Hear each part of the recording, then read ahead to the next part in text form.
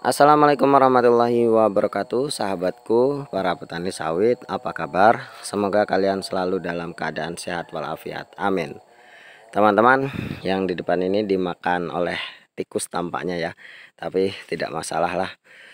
Yang akan saya sharingkan dalam video kali ini adalah bagaimana caranya kita itu menanam sawit supaya sawit kita ini cepat besar. Nah, syaratnya apa saja, apa yang harus kita lakukan nanti akan saya sharingkan. Namun sebelumnya teman-teman, saya disclaimer terlebih dahulu, apa yang saya sampaikan di sini hanyalah merupakan pengalaman pribadi saya yang sudah saya alami di kebun saya dan saya sharingkan dan sudah saya buktikan sendiri dengan pengalaman saya ini, dan mudah-mudahan apa yang saya sharingkan ini bisa bermanfaat bagi teman-teman selaku petani sawit. Jadi teman-teman, memang sudah jadi rahasia umum, sawit yang tumbuh subur, sawit yang berbatang besar, itu nanti akan menghasilkan buah yang besar. Namun ada beberapa syarat yang harus kita penuhi. Dan untuk mencapainya itu kita harus memang benar-benar serius dalam melakukannya. Jadi kita harus memang memulainya dari awal dengan cara yang baik. Ada 3 syarat yang harus kita penuhi supaya kita ini mendapatkan hasil sawit yang berkualitas. Yang pertama yaitu kita harus mempunyai keuletan, yang kedua harus memiliki pengetahuan, dan yang ketiga kita harus memiliki keseriusan. Jadi 3 hal ini harus kita miliki, dari keuletan atau ketelatenan, dari pengetahuan yang cukup, dan semangat yang tinggi serta keseriusan. Itu adalah faktor yang sangat penting yang harus kita miliki. Lalu teman-teman, apa saja yang harus kita lakukan di lapangan ketika kita ingin mendapatkan sawit yang berkualitas tinggi dan tentunya dalam waktu cepat kita sudah bisa menghasilkan sawit kita ini berproduksi secara baik. Nah, tentunya teman-teman, semua petani sawit tentunya ingin segera memanen sawitnya dalam jangka waktu 3 tahun. Itu yang sudah sering digaung-gaungkan, yang sering kita ketahui. Nah, untuk mencapai 3 tahun kita mendapatkan panen yang maksimal atau panen yang baik, tentunya kita harus memang benar-benar mempersiapkan segala sesuatunya secara benar dari sejak dini. Apa saja yang harus kita persiapkan teman-teman? Yang pertama yaitu kita harus menanam sawit dengan benih yang baik. Nah, ini yang paling penting. Jangan sampai kita menanam benih yang memang sudah afkir secara genetik. Karena memang kalau kita menanam sawit yang afkir secara genetik, maka hasilnya nanti juga akan tidak baik. Dan oleh karena itu kita harus memang benar-benar mengetahui ciri-ciri bibit yang afkir secara genetik. Jangan sampai kita tanam dan nanti kita akan merugi dalam jangka waktu yang cukup lama. Itu teman-teman. Jadi pilihlah benih-benih yang memang kita pelajari ilmunya, kita ketahui jenis-jenis sawit yang memang sudah tidak memenuhi persyaratan untuk ditanam ke lahan. Tentunya saran saya gunakan sawit dengan varietas yang memang sudah terjamin kualitasnya. Itu teman-teman yang pertama. Yang kedua, gunakan umur tanam itu yang memang standar atau memang yang sesuai direkomendasikan. Jangan kita menanam sawit terlalu tua atau menanam sawit yang terlalu muda. Karena sawit yang terlalu muda tentunya bagus dalam pertumbuhan namun tidak bagus dalam hal penanggulangan hama. Jadi kalau bisa ya sawit itu ditanam sesuai dengan umur yang memang baik. Umur yang baik itu ya sekitar umur 1 tahun dari masa polybag, dan itu adalah umur yang tepat. Kemudian teman-teman, yang selanjutnya adalah pembersihan lahan.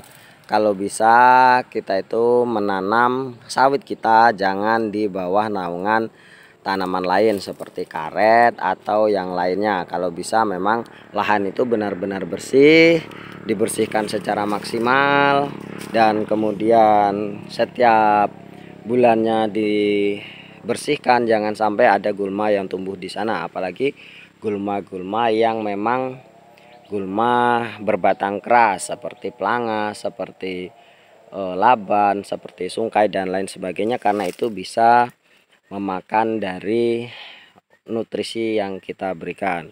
Itu yang ketiga. Yang keempat, teman-teman, buatlah lubang tanam yang memang cukup lebar. Nah, ini saya sudah membuktikannya, teman-teman. Beberapa kali saya sampaikan bahwa dengan membuat lubang yang lebar, maka bisa mengatrol dari pertumbuhan batang kelapa sawit kita. Kalau saya sarankan, buatlah lubang 1 meter persegi, 1 meter persegi dengan lubang kedalamannya ya sekitar setengah meter. Itu cukup baik, teman-teman. Itu akan mendongkrak dari pertumbuhan sawit kita. Memang mungkin akan memerlukan tenaga dan biaya yang cukup besar atau cukup tinggi, namun saya rasa kalau kita sudah memiliki keseriusan di sana akan kita lakukan, karena nanti pertumbuhannya itu memang hampir 2 kali lipat, teman-teman, ketika dibandingkan dengan ketika kita tidak melakukan pelobangan yang cukup lebar. Jadi saran saya, buatlah lubang yang cukup besar, sekitar 1 meter persegi dengan kedalaman 50 meter persegi.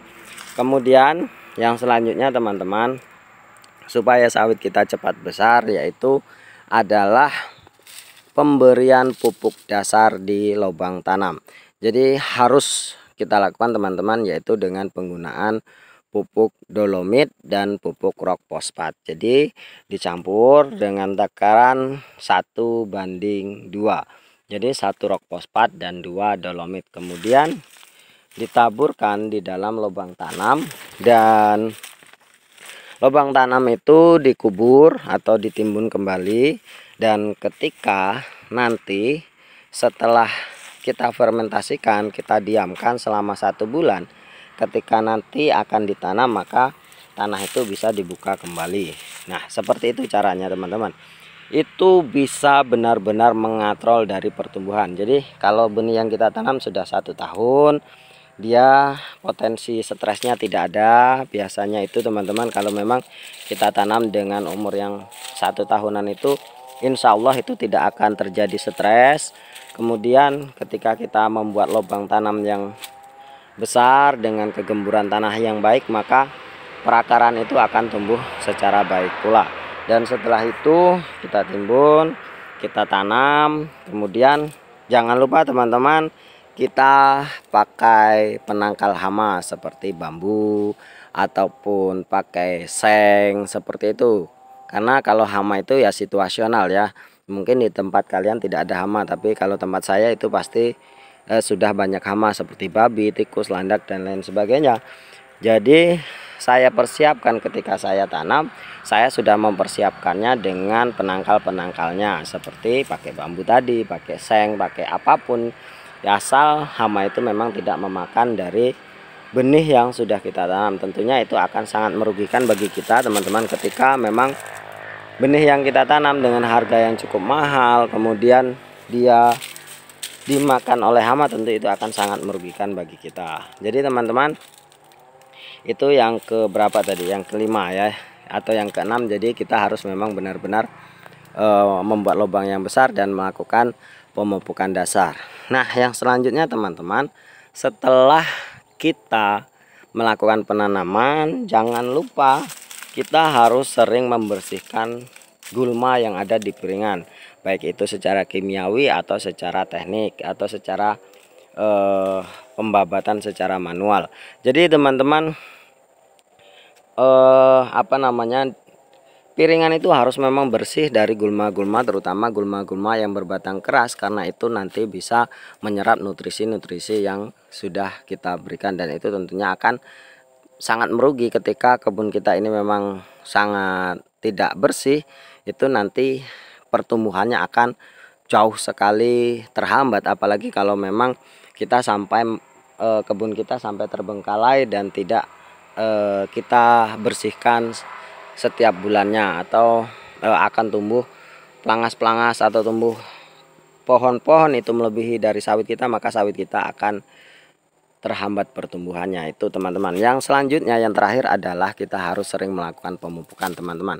Saran saya, lakukanlah pemupukan dengan rutin meskipun dengan dosis yang kecil. Misalkan 1 bulan sekali kita gunakan dengan ukuran 3 ons atau 1 ons saja per batang, seperti itu, dengan jenis pupuk yang berbeda-beda teman-teman. Jangan hanya menggunakan satu jenis pupuk saja. Jadi nutrisi itu harus memang benar-benar dipenuhi, baik itu dari dolomit, magnesium, nitrogen, terus kalium, boron, dan lain sebagainya. Itu harus dipenuhi karena itu memang benar-benar menunjang dari pertumbuhan kelapa sawit kita. Nah, tentunya teman-teman, dari apa yang saya sampaikan ini adalah memang benar-benar real pengalaman pribadi saya yang sudah saya terapkan di kebun, dan akhirnya saya mendapatkan hasil kebun saya yang memang benar-benar dalam jangka waktu 4 tahun kalian bisa lihat batangnya memang sudah lumayan besar. Dan tentunya ini adalah hasil dari ketelatenan, dari pengetahuan saya, dan dari keseriusan saya. Mungkin hanya ini teman-teman. Terima kasih atas atensinya. Wassalamualaikum warahmatullahi wabarakatuh.